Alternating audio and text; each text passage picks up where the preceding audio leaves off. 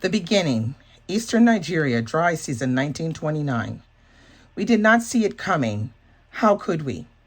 For I was born in the hinterland in a small village surrounded by African rainforest, not far from Onitsha and the Niger River, into a world that seemed so far removed from the war and all that it brought to us and our generation. Looking back, I remember our shrieks of joy as we ran naked in the rain, our infantile faces blinking at the sky. We thought our joy would never end. I remember the heavy scent of ripe cashew fruit as we walked along the dirt paths, chatting as we ventured between compounds. The sweetness of Rose's father's guava fruit. We gorged on its pink stickiness when it was in season. I remember the exhilaration of picking big fat snails in the wet season to take home to our mother's cooking pots. I remember our aunties, for we had many in those days, bent low, their heads bopping as they swept their yards clean. A group of neat parallel lines left on the ground, which went all the way to the village center on market days. I remember the six of us, how we were the day my mother didn't return. Hey guys, I'm back again, and I'm here to review for you Rose and the Burma Sky by Rosanna Amaka. This is Rosanna Amaka. If you remember, I think it was the year of 2020, I think it was. Tatiana and Michael and I did a read-along for October, which is Black History Month in the UK. And we did Rosanna Amaka's book, The Book of Echoes. Well, this is her second book, Rose and the Burma Sky. And I read this while I was on holiday, and I really enjoyed this book. So this book discusses the 1 million Africans that were conscripted to fight in World War II in Burma with the British. Now, I mean, I heard about this, but I didn't really know a lot about it. So this was another reason why I was very interested in reading this book.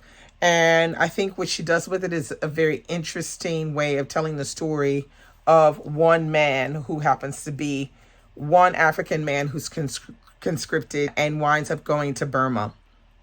Now, I'm not going to get into too much of the detail of the story itself, but what I am going to tell you is I think Rosanna Amaka does a wonderful job of writing in the voice of Obi. Obi is the main character. He is a young man who has a secret love of a girl that he's kind of grown up with. Her name is Rose, and Rose is not from the same socioeconomic background. Rose is from a more educated and richer family than Obi's family. But as they progress and time goes on, eventually Obi decides to enlist in the British Army. And so he goes off and gets trained, gets uniform and everything. And when he goes back to the village, he sees Rose, and Rose sees him slightly different as well, because he's now in the military. So he has regular money coming, and he has this uniform, and he has some kind of something more than what he had before. So I will stop saying anything else because you need to read it to figure out what's going to happen.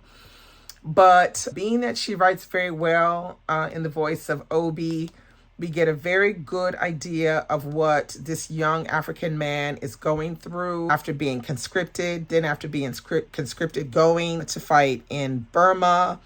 And we get all of his emotions and what's going on around him and what he's feeling. And at the same time, we have a second storyline that's going on back home. This story apparently was, she was sparked to write this story from a story that her grandmother told her.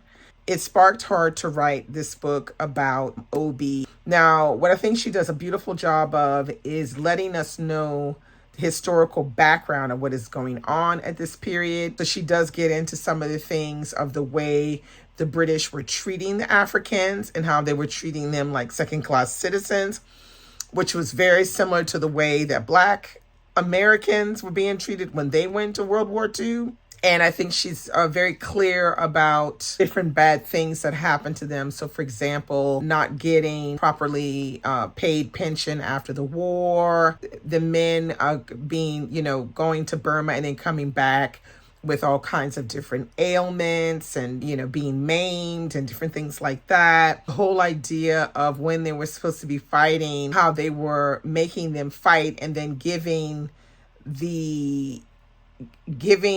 letting it look like the South Africans had done the fighting by letting them come into the town first and not giving any credit to the Africans. I mean, even down to leaving them behind in Burma and having them be like maybe brought back like 6 months later or something. I mean, crazy stuff, man. But she did a great job with that. And at the same time, like I said, you have this sub story going on back home, which she does a very good job of not letting us know what's going to happen next.